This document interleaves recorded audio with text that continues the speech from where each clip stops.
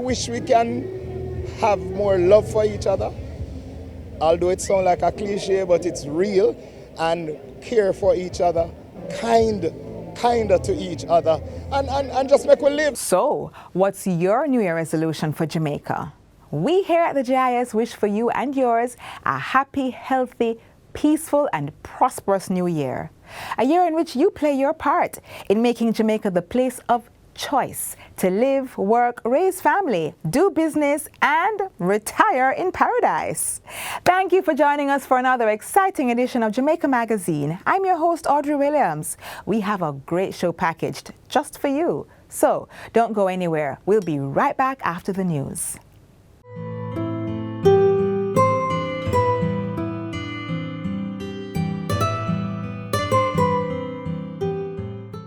Wash your hands, wear your mask, sanitize. Along with that, we need to keep our immune system nice and healthy, so you drink lots of water, eat your fruits and vegetables. But whether we believe it or not, COVID is here, it is here to stay, it's going to be the new norm. And remember, when you behave irresponsible, you expose all of us. So do the responsible thing.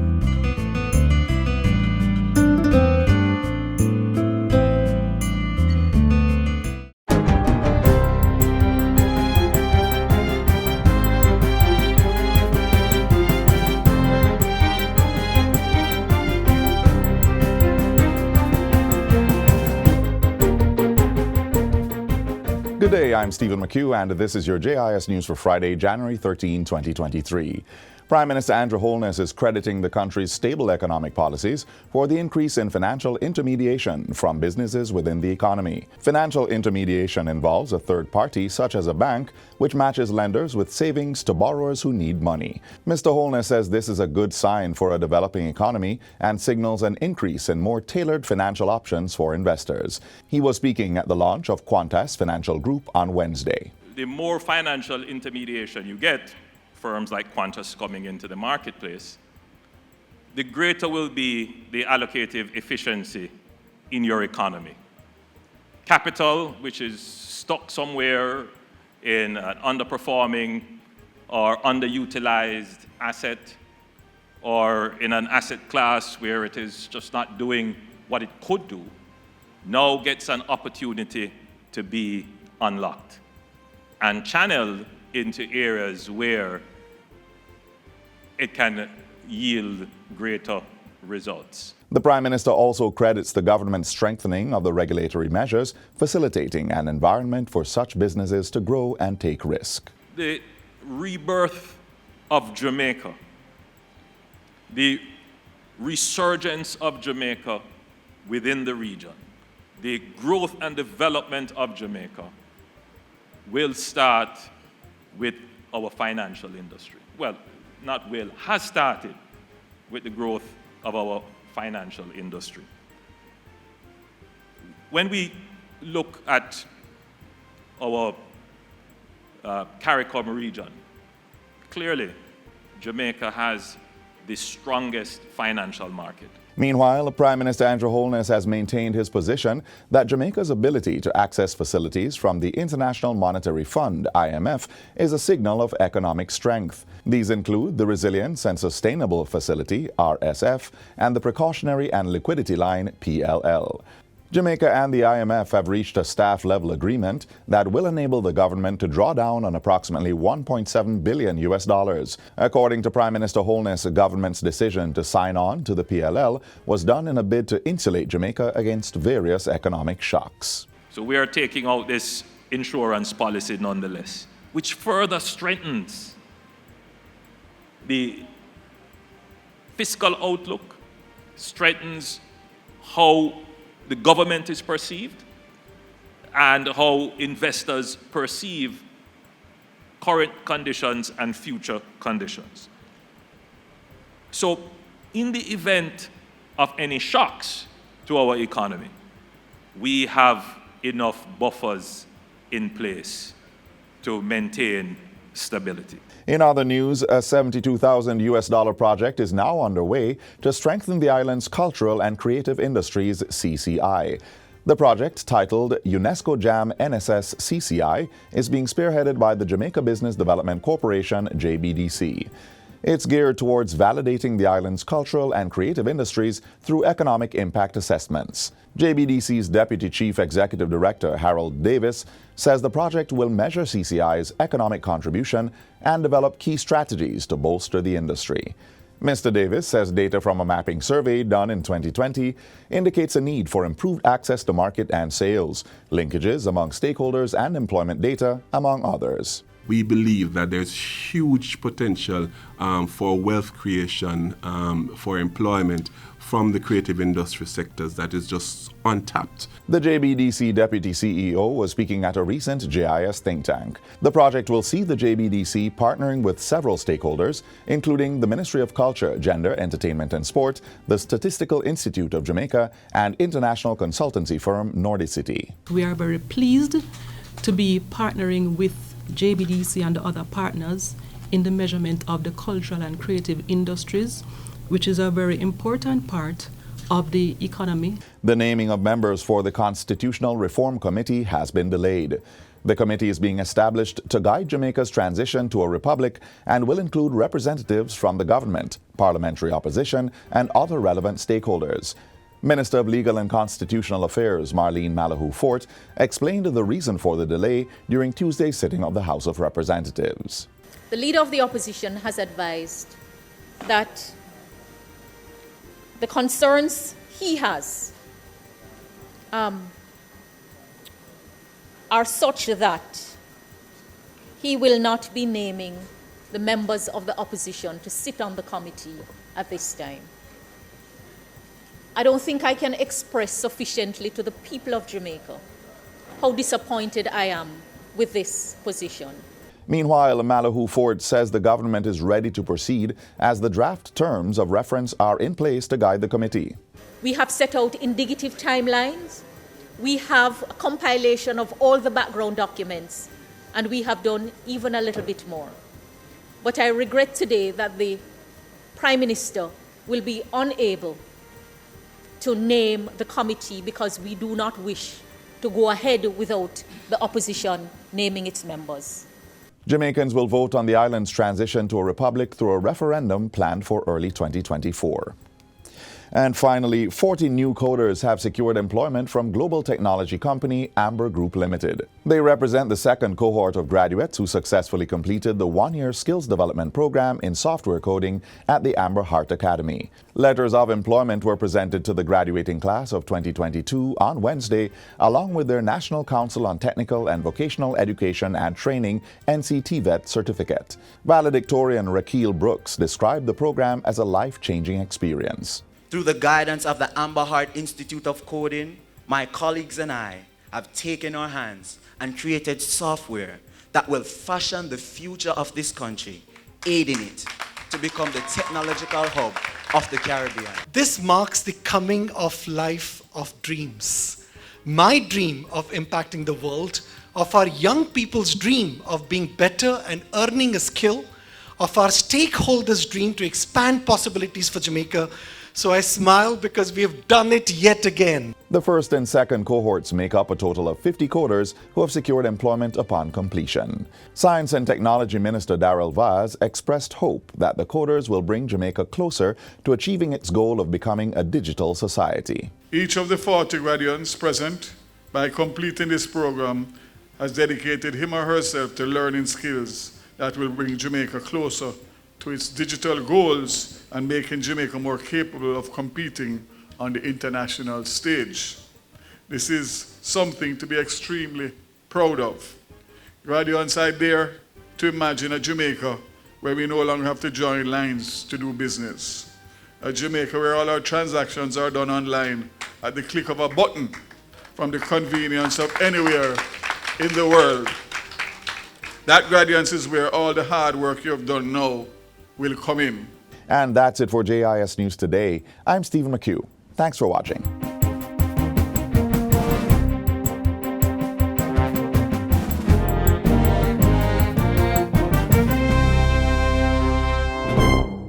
How many more must die because of reckless drivers? How fast is too fast? Make we take time, no man. Obey the rules of the road. Drive with care. As we welcome 2023 and all that it has to offer, we take a look back on some of the successes seen in the Ministry of Culture, Gender, Entertainment and Sport in 2022. Coming out of COVID, it was not easy. But the rebound efforts of the ministry proved up to the task. Here's a special pass for you to truly immerse yourself in some of the ministry's major feats in 2022.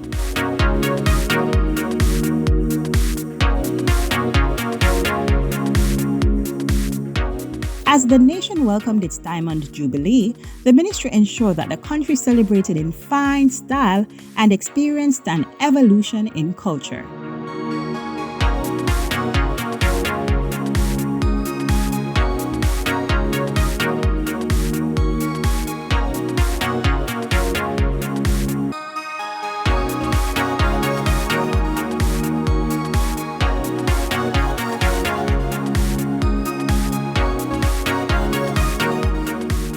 After 9 years, the Independence Float and Street Parade returned to cap off the celebrations in a grand fashion. Jamaica has a lot to be thankful for. And after 60 years, we can really celebrate how much we have achieved.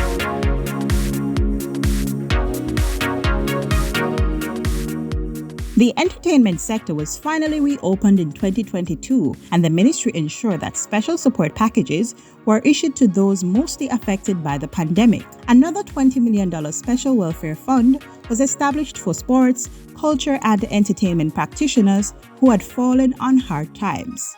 My commitment as minister on behalf of this administration led by the most honorable Andrew Holness, that we are committed to support the development of all sporting disciplines.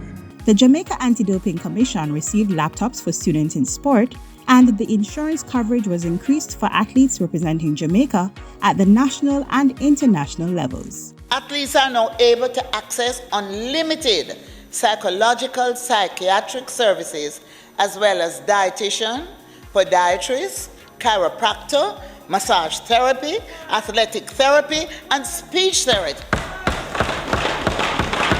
Madam Speaker, other benefits under this contract include hearing aid services, renal dialysis, radiotherapy and chemotherapy, artificial limbs and other prosthetics, root canal and permanent crown, and even support for miscarriage can be accessed. Additionally, athletes traveling overseas are also covered up to a maximum of $100,000 US.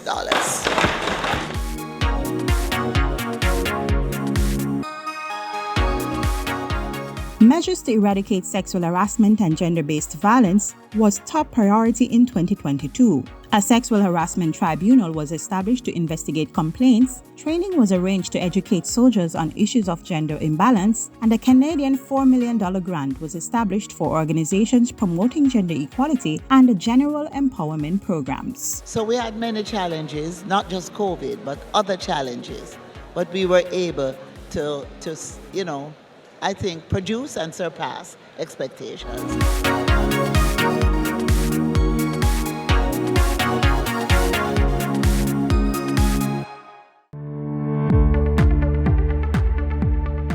Respect for myself and others. Self-discipline means there's a right way to conflict resolution. Kindness and compassion say being nice is normal. Honesty and integrity are badges of honor. Yes, we choose values for life. Are you an educator? Are you finding it difficult to make ends meet, even though you're gainfully employed? Well, this next feature is just for you.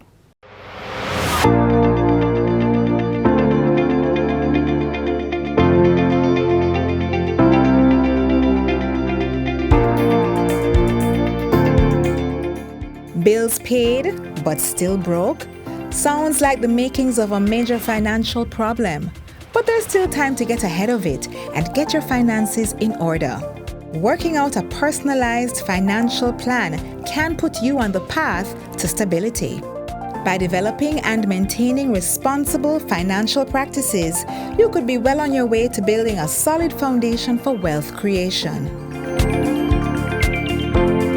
Wealth creation is a learned skill, and what better place to facilitate financial knowledge than the classroom?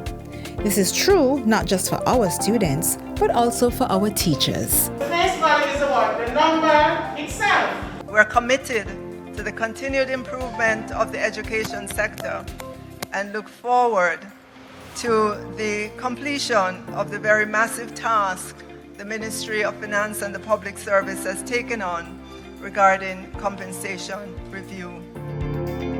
While that is in motion, the Ministry of Education and Youth has moved forward to supporting our education builders by giving them the tools to build wealth. The ministry has teamed up with stakeholders such as Profit Jumpstarter, a boutique organization that offers investing education. The partnership is offering the teachers online courses in money management to enable them to achieve their own goals while generating financial stability. Teaching persons around investing. CEO of Profit Jumpstarter and investment educator Keisha Bailey says planning to invest should be a part of plans for creating wealth. I believe that investing is a long-term strategy and that it is possible to work to create the millionaire lifestyle or the billionaire lifestyle for anyone. You just need to understand some simple concepts around investing to make the moves for yourself in your own financial life. Putting even $100 or $1,000 each month to your investing portfolio will put you in a better place financially. In terms of thinking that, I'm not making enough, we have to expand our mindset into abundance because you have enough for right now, and we're going to take what you have right now, that money you have now, and turn it into the money you want. And so, one of the first steps in wealth creation is to know your money so you can grow your money. So budgeting is extremely important. Put pen to paper, write down all the money coming in, write down all the money coming out. For every dollar that comes into your pocket or your bank account, 50% should be spent on your needs, 30% should be spent on wants, which are, the niceness of life, and then 20% should be put towards saving and investing. Next, create an emergency fund. So I teach persons to have around 3 to 6 months of their expenses tucked away in an emergency fund account so that you have that money available to you when you need it. When you understand exactly the type of investment you should have for you and how to regularly contribute to your investment account, you're going to see that you build wealth really, really fast because investments are how you build wealth. Again, it's a regular and consistent contribution that are going to push you to build wealth faster. Start investing. I cannot stress that enough, the importance and how critical it is to be an investor. Educators, the time is now. Whatever age or stage, investing is critical to your financial welfare.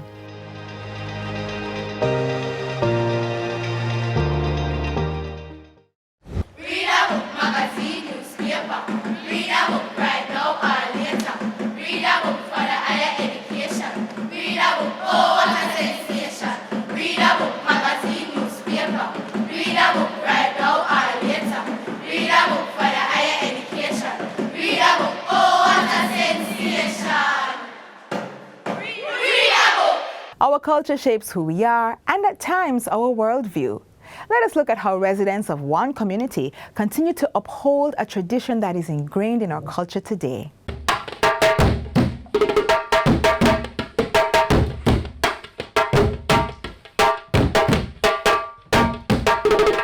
About Woodside, let me start by telling you that Woodside is my heart.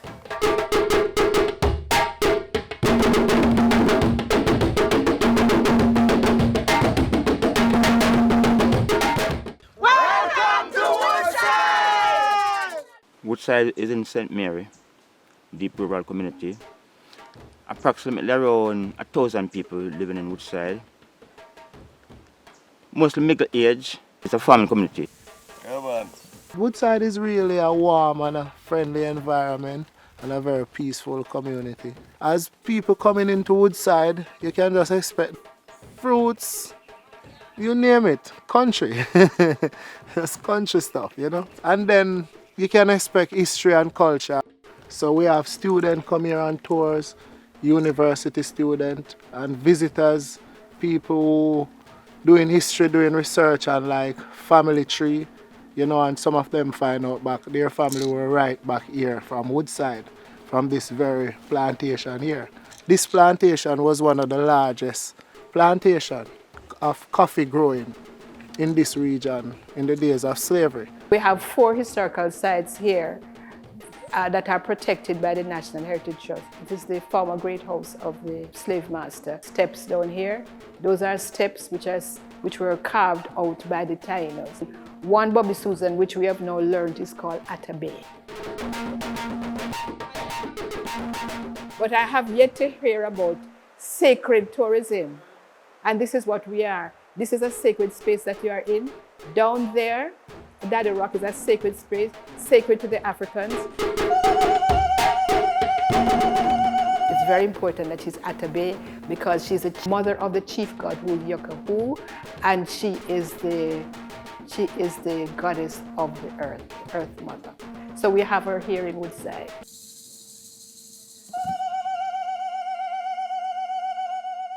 And there's steps here that are sacred to the Taino.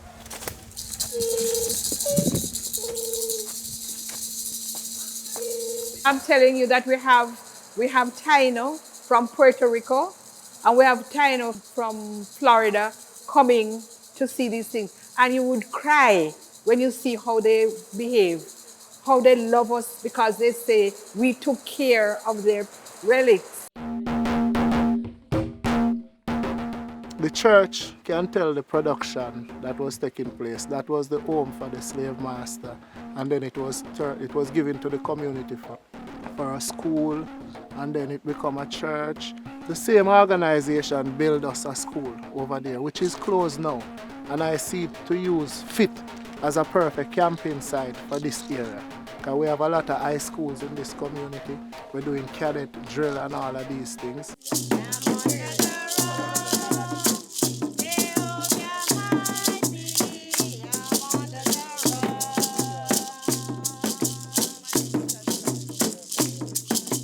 Back then we was told that here was the era where the slave used to plan their escape. Annually, we come down here to really have a reading session on the 31st of July, leading into the 1st of August when it was Emancipation celebration. The slave would come here to really discuss their own private business, leading up to that impending event that will be the Emancipation celebration. So we find it possible that annually we'd come here, have a reading session. These plaques here bear the name of some of our slaves that were here on the plantation.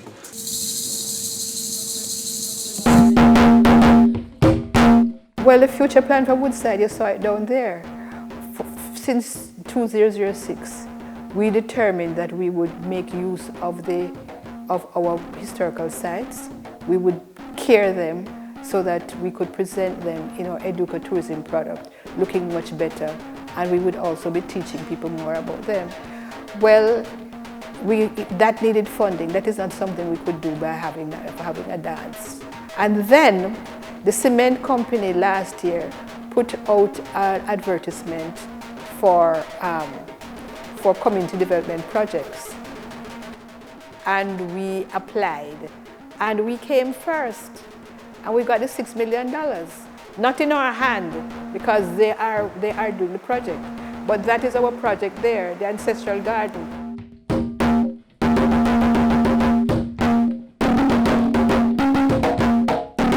So we can have visitors who come here and then we exchange, cultural exchange. We can exchange with food. We can share with rivers we have here. And different, we have caves and all of this. So here in Woodside, really, it's environmentally friendly. I'd like to tell you about when Woolmer's Boys School came here. I do not know if you know custard. You know coconut custard? Well, they got roast yam and coconut custard, and they were all, wow, we want more, what we want. Tell us how to make this. We want our mother to make. You can imagine mother making in Kingston, mother making this for Wilma's children. But anyhow, that's a kind of excitement that comes with coming here.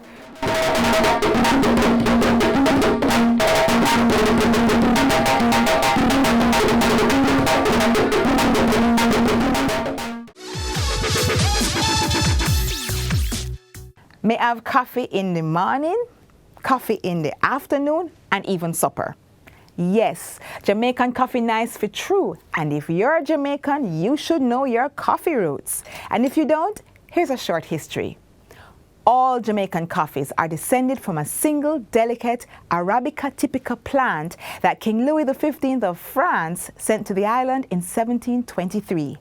Legend has it that through a series of unfortunate events, one of 3 original plants intended for Martinique or Hispaniola ended up in Jamaica. Currently, Jamaican coffee comes in 2 main varieties, Jamaica Prime or Jamaica Mountain Choice Coffee and Jamaica Blue Mountain. Today, there's 2 distinct brews hailing from 2 distinct parts of the country. There's a world-renowned Jamaican Blue Mountain coffee, which is grown at altitudes of up to 5,000 feet above sea level in the Blue Mountains of St. Thomas, St. Andrew, and Portland. Then there's the Jamaica Prime, which is produced at a slightly lower altitude in the parishes of Manchester, St. Catherine, Clarendon, St. Anne, and St. Elizabeth. Despite the altitude difference, the beans are equally delicious.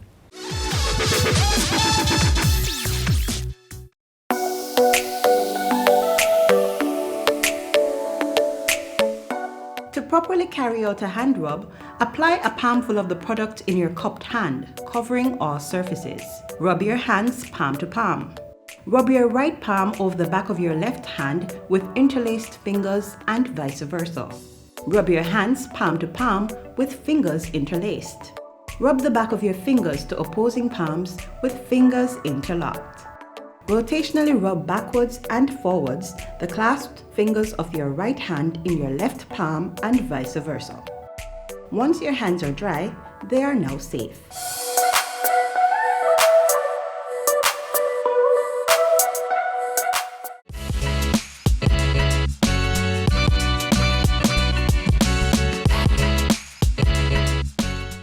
The end of our program. Get a recap of all you saw here and more on our website, jis.gov.jm. Remember, when your past calls, don't answer. It has nothing new to say. So raise your head. We're still in a new month and it's Friday. From all of us here at the JIS, I'm Audrey Williams. Bye for now.